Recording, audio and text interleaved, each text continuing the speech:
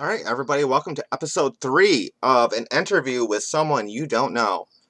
In this series, we interview people from the comment sections that I find on my Gab and on my Telegram and in my Gilded. These are patriots just like everybody watching at home, and I want to share my platform with all of you. So tonight, let me welcome our special guest.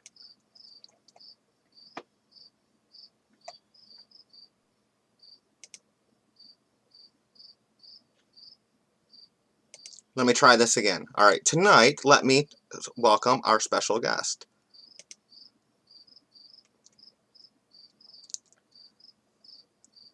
We got Pyan on, but I don't got the video yet. You still hear Pyan on?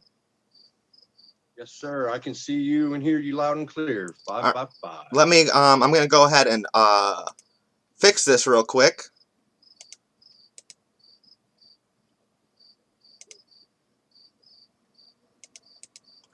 So, of course, technical difficulties, but I can fix this on the fly, I believe.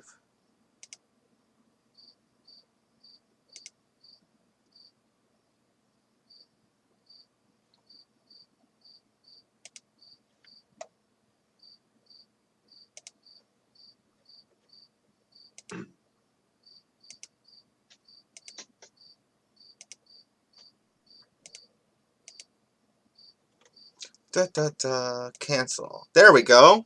All right, everybody, welcome Pyan on. We have he's actually someone I've known for a while now, and it has been my blessing to get his help. He helped me with a number of things I've organized in the past. Pi, why don't you go ahead and say hello to the audience?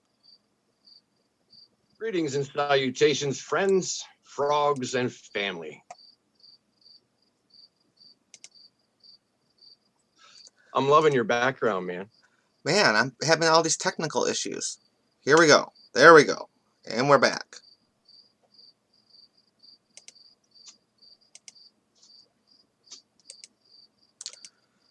Oh, come on.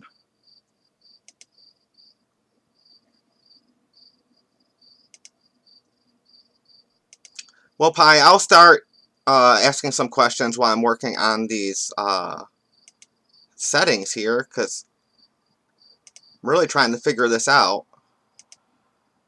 Nope, that's not it. Can you hear me? There we go. All right, Pi, what have you been up to today? Today, actually, I spent the last probably 8 hours working on a dryer in my basement. Oh. Very exciting, but needed nonetheless. Well, everybody needs a dryer. I can tell you that. Right. That's I'm having refrigerator issues at home, and it is not an appliance that I want to replace. But you know, shit happens, right? Right. Always unexpected, but All right. So I like to ask random questions. So the first random question I have for you tonight is: let's say you're walking down a road and you're walking by you're walking down this fence post, and you see a fence post with a black cat sitting on top of a fence post, and the fence post still has bark on it. What bugs do you think you'd find under the bark? definitely some mites, maybe some grubs, maybe depends on where it's at.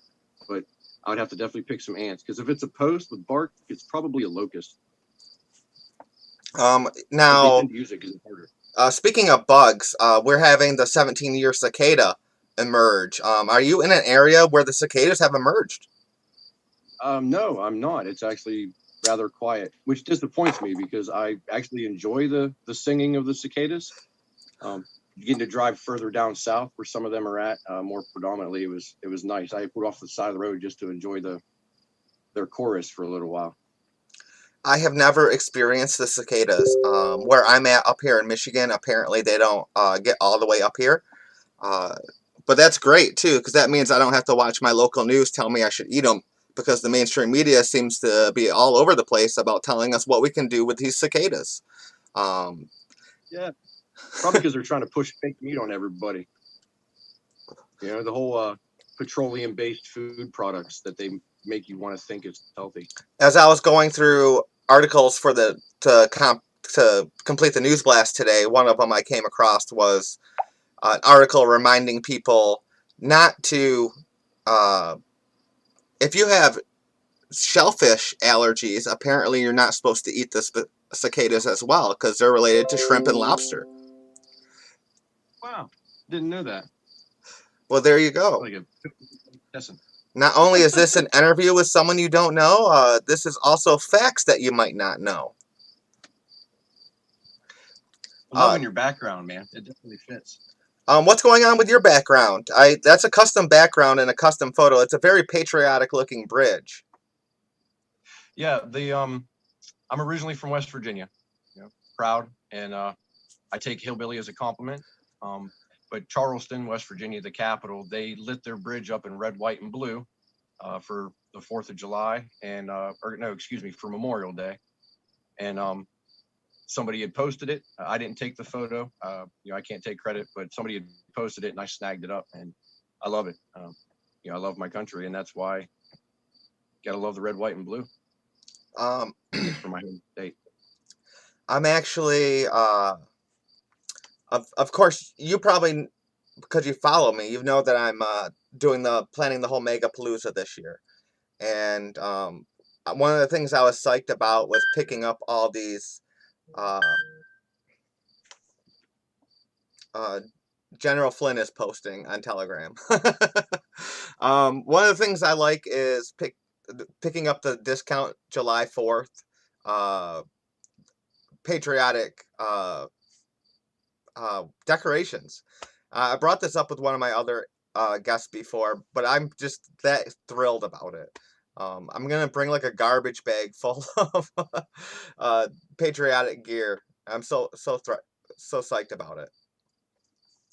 Well, that's it. In my house, it's 4th of July every day. We decorate the house in red, white, and blue. I got flags everywhere. I have a Korean War grave marker from my grandfather who fought in the Korean War in my flower bed with a flag hanging on it. It stays here all year round. So 4th of July is just like a Tuesday, but with fireworks. All right, so your screen name is Pyanon. Could you walk us through what made you decide to go with the moniker Pi? Well, there's a few different reasons. I love math. I'm horrible at it, but I enjoy it nonetheless. Pi is a transcendental number. And with that, also the PI, I'm a patriot inside. And so it's a sort of an acronym. But that's really it. And in the whole Q movement and everybody being anons, I stayed anonymous for a long time. I wasn't trying to emulate that and like take any type of credit, but still it seemed like a good theme to keep it as very simple. Just a single. I used to use the pi symbol, and then I was informed that people couldn't look me up.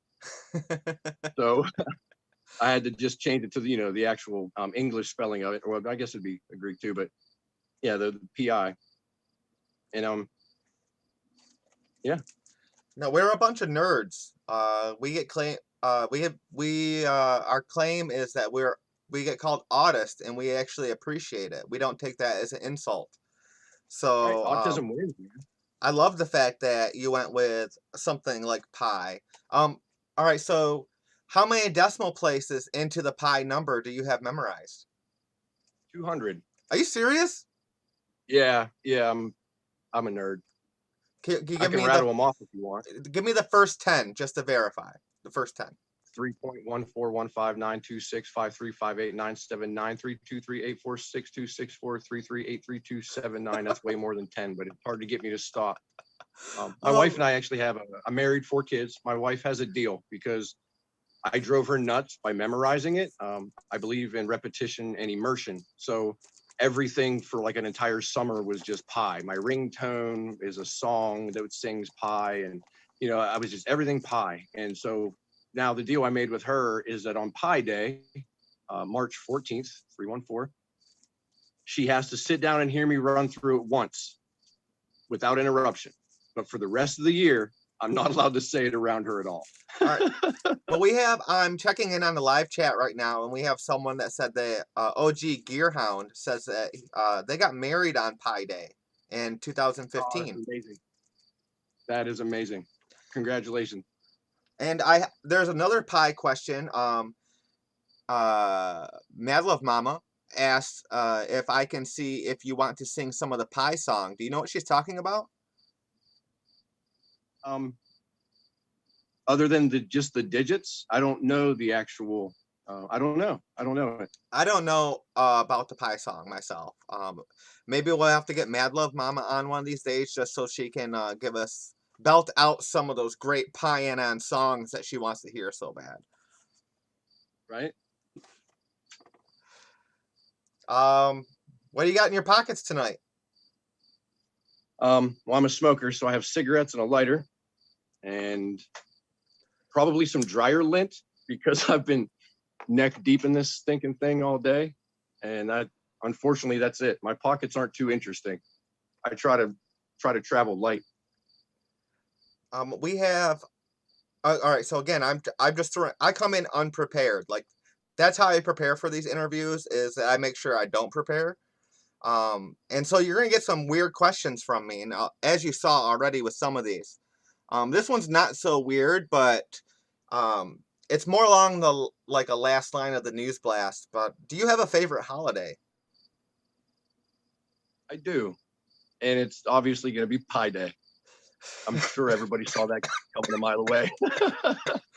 But for a second best, I would definitely have to say that my second best would be Halloween. Just because I enjoy the excitement of watching my kids get dressed up, and I do their makeup, their Halloween makeup. I have an artsy side. I like to paint, and so when it comes to face paint and stuff for my kids, or just they want me to do, wanted me to do their makeup for them. Apparently the crickets are so loud outside my window. They're hearing them in the live stream. So I got some chat about the crickets. Apparently they're edible too. Yeah, they actually taste like peanuts if you cook them. You know, I'm a avid forager, so I'm one step away from just randomly trying to eat some of these insects because I hear grasshoppers are actually sweet as well. Like there's there the main we're in our community we're kind of we say it's like a lefty thing, this whole trying to eat insects thing, but I'm a forager. And if I can Right. find stuff that's okay to eat, like not only will it help supplement my carbs, but when I'm out camping or just like a simple trail snack, just something to snack on while you're out hiking in the woods, because just hiking in the woods takes so much energy out of you. Are you a do you hunt? Are you a woodsy person at all? I am. I prefer to be outdoors, and I definitely like to hunt. I do forage. I'm not as well versed in the herbal remedies and medicines as you are, because we've spoken about it before. But I believe that everybody should know how to build a shelter, build a fire, using only what you would find in the woods, no man-made materials. My kids, my family in general, we have a tradition. The gold fish hook clips that people buy for their hats at like Cabela's, Bass Pro, whatever, just different outing stores. To earn their golden fish hook in my household, they have to build a shelter that is waterproof and able to keep them warm in the winter, and also to build a fire using only materials found naturally, nothing man-made. So, One of my favorite ways to start a fire in the woods is using a lens. okay.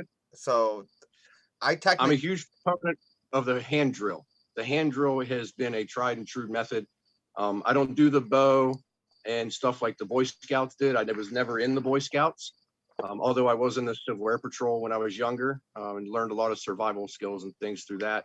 But my family, we live in the woods, so it was something that I learned from my grandparents and family growing up, and it's something I want to pass down to my children. And so, yeah, the hand drill is definitely a go-to method for me. that's still something I actually have not versed myself with so far. Yeah, I should probably do that. I can use the I have this. I just have this that neat steel. You know, that little steel stick that just shoots sparks. So like Right, right. just collecting dry, slightly fibrous thread-like material from whether it's dry bark or whatever is usually what I use to start a fire. But I really like I'm a weed smoker, right? So one of my favorite things to do in the summer is what we call a solar bowl, and that's where you light your joint or your bowl with a lens, like a magnifying glass, and I've never done it. it's one of the cleanest ways to. I mean, like smoking's not clean, but it's one of the cleanest ways. You're not having residual um, butane or Zippo fluid or what. I don't know who's lighting their bowls with a Zippo anymore, but um, we have in chat. They're really going off about these crickets. You guys, why don't you talk about the guest instead of the crickets? That'd be great. Or maybe they're just trying to give you a hint that I'm boring. Oh my gosh. Oh, Pi, do you remember new metal? Yeah, yeah. I was a big fan of corn growing up. That was my last line of the news blast today. I actually am I didn't know like it's considered like one of the worst genres of music ever. Because I'm actually a big fan of whether it's Nine Inch Nails, Cold Chamber, Korn, uh, Limp Bizkit, Soulfly, Sepultura. Uh, I mean, there's just so much Static X. They're even from my neck of the woods.